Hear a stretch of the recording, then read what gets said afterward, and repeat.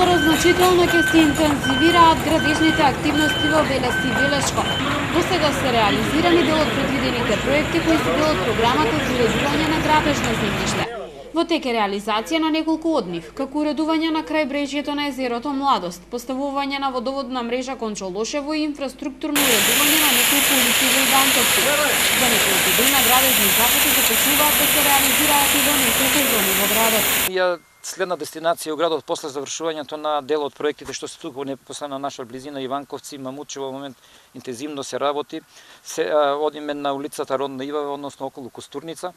Тој сиот район ќе опадеме 5 улици ќе правиме од декада на ромите повторно во местната заедница Богдан Каракостев, потоа се симињаме во другата страна на градот, односно ќе одиме на Богдан Приличков, одиме на Игманска, одиме Роса Плавева и за да завршиме на крајот Павел Шатев и Наце Димов во населбата Керамидна.